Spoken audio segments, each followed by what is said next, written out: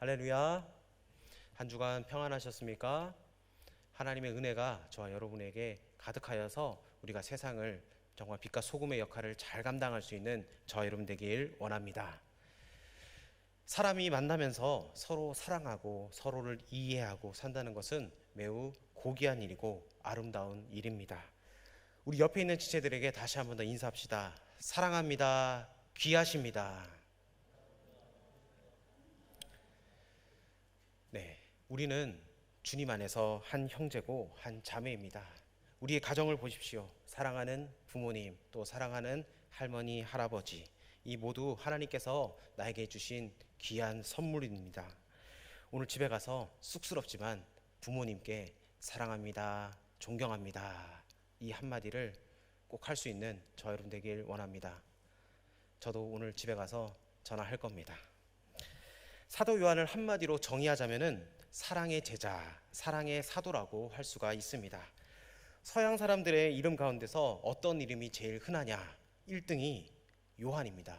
존. 2등이 야고보. 3등이 베드로입니다. 요한이란 말은 본래 하나님은 은혜로우시다 라는 뜻을 가지고 있습니다. 대개 사람들의 이름을 지어놓으면 그 이름대로 살아가는 경향이 있습니다. 여러분의 이름은 무엇입니까? 부모님이 그리고 주위에서 또 목사님들이 이름을 지어주실 때 다 여러분에게 다 그렇게 되기를 바라는 마음으로 그렇게 이름을 지어주셨을 겁니다. 여러분 이름대로 살아갈 수 있는 저 여러분 되길 원합니다. 요한은 그의 이름처럼 평생 스스로 하나님의 은혜를 받은 자, 하나님의 사랑을 받은 자로서 느끼며 살아갔던 사람이라고 할 수가 있습니다. 요한복음의 저자가 누굽니까? 요한입니다.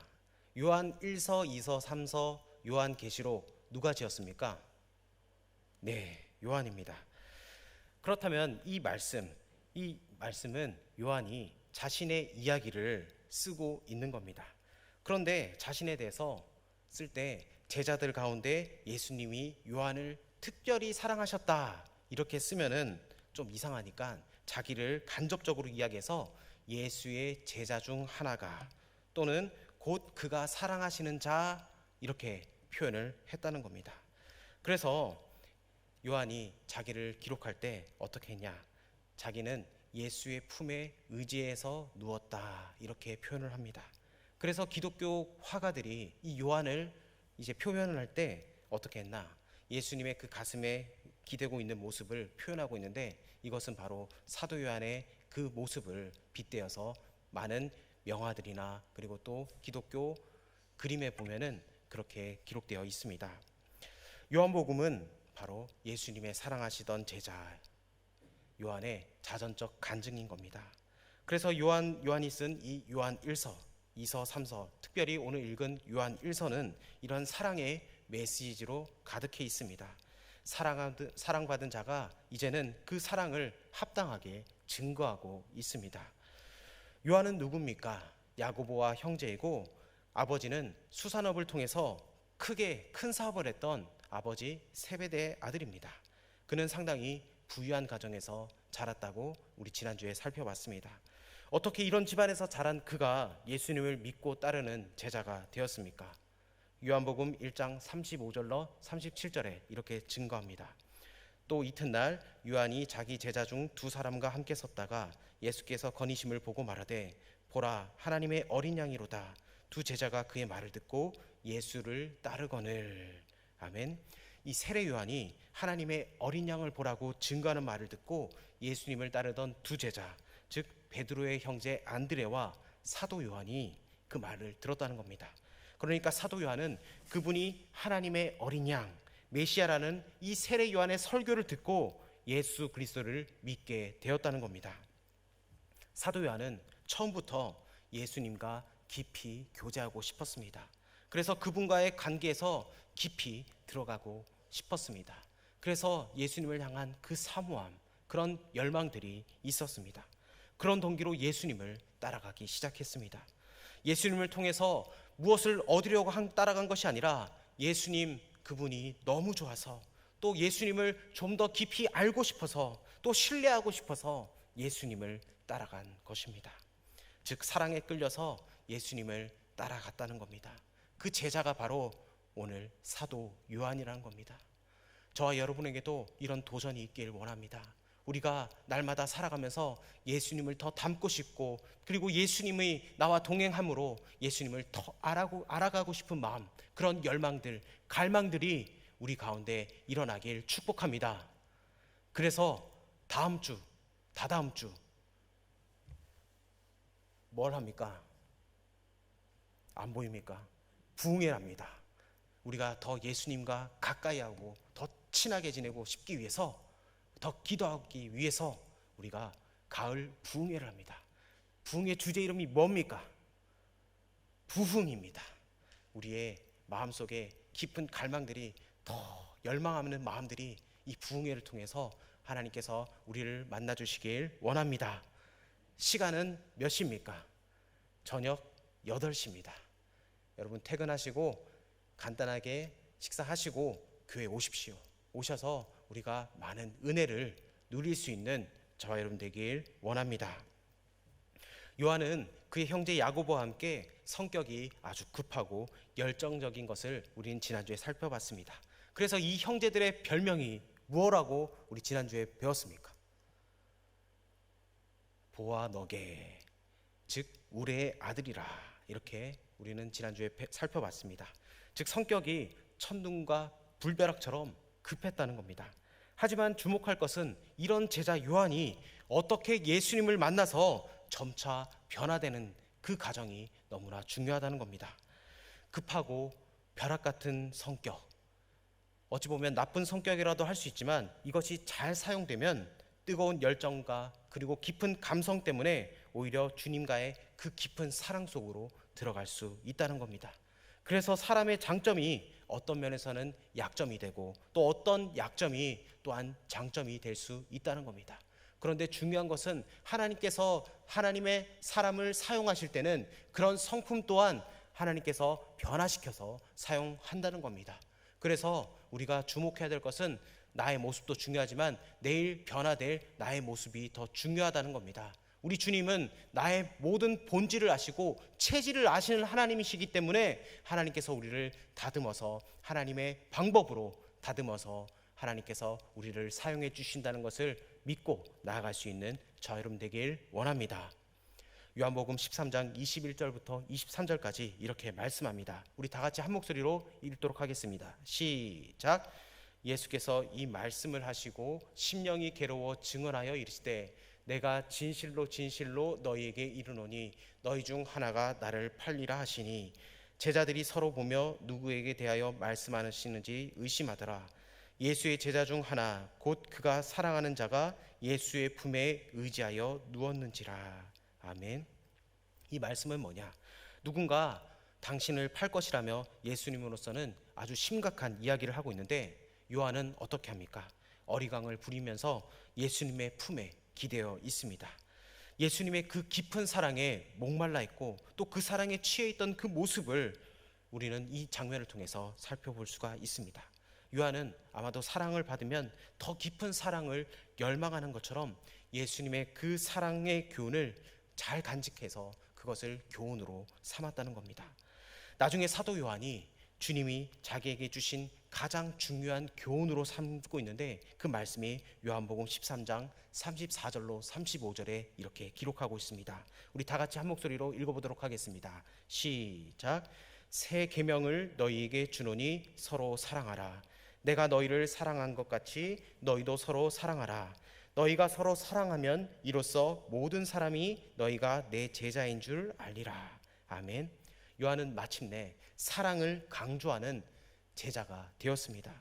그래서 14장 21절에 이렇게 말씀합니다. 나의 계명을 지키는 자라야 나를 사랑하는 자니 나를 사랑하는 자는 내 아버지께 사랑을 받을 것이요 나도 그를 사랑하여 그에게 나를 나타내리라. 아멘. 요한은 유독 사랑을 강조하는 모습을 보이고 있습니다. 십자가 사건 이후에 부활하신 그 주님을 보고 제일 먼저 알아보고 달려갔던 사람은 바로 베드로와 요한입니다. 그런데 둘 중에 누가 더 빨랐냐? 요한이 더 빨랐습니다. 그가 먼저 달려갔습니다. 왜 그랬습니까? 그 사랑하는 주님, 그 사랑하는 주님을 더욱더 갈망하고 또 사랑하는 주님을 먼저 알아봤기 때문에 주님을 향해 그는 더 빨리 갔다는 겁니다. 요한복음 21장에서도 부활하신 예수님을 제일 먼저 알아본 사람은 바로 요한이었습니다. 요한복음 21장 7절에 이렇게 증언합니다. 예수께서 사랑하시는 그 제자가 베드로에게 이르되 주님이시라 하니 시몬 베드로가 벗고 있다가 주님이라 하는 말을 듣고 겉옷을 두른 후에 바다로 뛰어 내리더라. 아멘. 베드로는 여기서 보면 항상 급합니다. 여기서는 베드로가 먼저 뛰어내렸습니다. 그러나 행동은 베드로가 빨랐지만 이 부활하신 주님을 먼저 알아본 건 누굽니까? 요한이라는 겁니다. 예수님의 사랑하시는 제자, 즉 요한이 사랑하는 예수님을 가장 먼저 알아본 겁니다. 이러한 불같은 또 격정적인 사람이 주님을 향한 그 깊은 사랑의 사람으로 또 사랑의 제자로 헌신되어가는 모습을 우리는 볼 수가 있습니다. 이런 격정적인 사람이 제대로 헌신의 사랑을 베푸는 놀라운 사람으로 변화될 수 있다는 겁니다. 왜냐? 복음에는 능력이 있기 때문입니다. 영국에서 사역하고 계시는 송기호 목사님이라고 계십니다. 이분은 한국에 있을 때 어떤 직업을 가졌었냐면 형사였습니다. 그런데 이분이 하나님을 만나고 회심하고 그리고 하나님께서 너는 주의 종으로 돼야겠다, 그 사명감을 주셔서 이분이 어디로 가셨냐? 영국으로 갔습니다. 영국에 가서 어떤 사역을 하시냐? 그 영국의 마약하고 그리고 음주 그리고 거지들, 그런 집이 없는 홈레스 사역을 그렇게 하고 계십니다. 이분이 왜 영국으로 갔냐면, 우리가 여러분 사회책에서 배워보셨을 겁니다. 제너럴 셔먼호, 대동강 하면 토마스 선교사님, 이 선교사님의 고향이 바로 영국입니다. 그래서 우리가 그 선교사님 통해서 우리가 복음이 들어왔기 때문에 그 우리에게 복음을 준 그 영국의 그 땅을 밟고 싶어서 그런 사명을 주셔서 영국에 가서 오히려 복음을 증거하고 계십니다.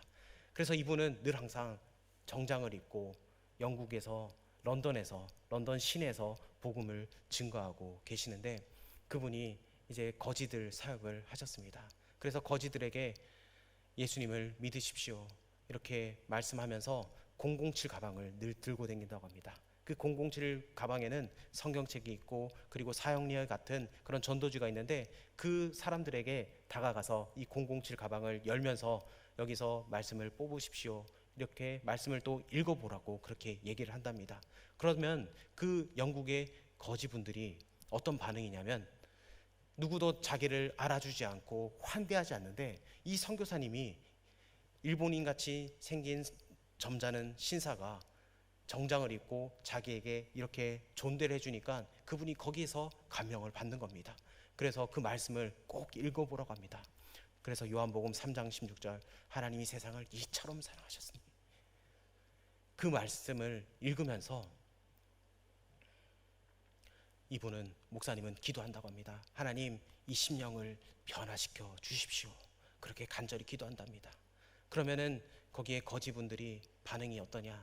물론 믿지 않는 사람도 있지만 대부분의 사람이 감동을 해서 눈물을 흘린답니다. 누구도 나에게 이렇게 환대해 준 사람도 없고, 그리고 예수님의 그 복음의 능력이 있기 때문에 하나님이 나를 사랑하신다, 이것을 깨닫고 하나님 앞에 돌아오고 그리고 그 자리에서 회심을 한다는 그런 역사가 있다는 겁니다.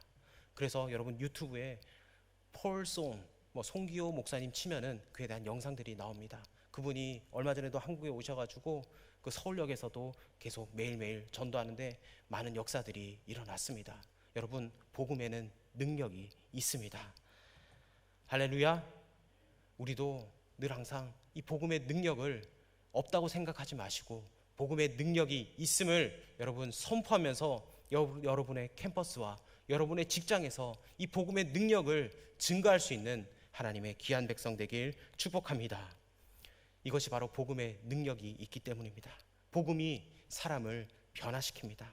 복음이 우리의 마음을 터치하면 모든 것을 변화시킬 수 있다는 겁니다. 그래서 이 송기호 목사님이 그 영국 땅에서 많은 영혼들을 또 구원하고, 또 이제 거기서 그 집이 없는 사람들을 또 구제시키고, 그리고 자활할 수 있도록 그런 사역들을 하고 계신데, 거기에서 또 많은 사람들이 은혜 받아서 또 그 현지의 영국 사람들에게 복음을 증거하는 복음의 매개체로서 또 주의 종들을 길러내고 있다고 합니다. 여러분, 하나님의 복음에는 능력이 있음을 고백합니다. 그래서 우리도 날마다 하나님의 그 복음의 능력으로 살아갈 수 있는 저와 여러분 되길 원합니다. 이 사도 요한도 늘 항상 하나님의 사람이었습니다. 그래서 요한은 먼저 예루살렘 중심으로 사역을 했습니다. 물론 갈릴리에서 예수님을 따랐지만 본격적인 사역은 예루살렘 중심으로 벌어졌습니다. 사도행전의 초기에 제일 많이 나오는 표현이 무엇입니까?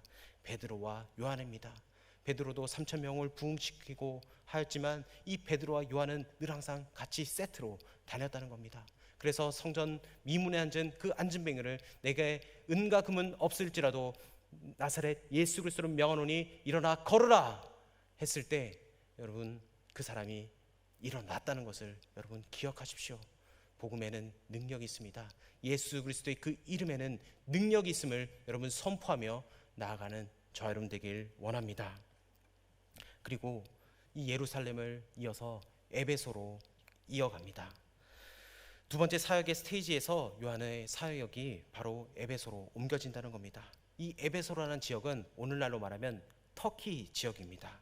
지금은 폐허가 된 조그만 도시지만 과거에는 이 소아시아 지역의 중심 도시였습니다. 그래서 많은 사람들이 성지 순례를 하면 이스라엘 땅만 기억하지만 사실은 이 터키 땅도 중요한 성지입니다. 그곳에서 사도행전의 역사가 다 기록되어 있기 때문입니다.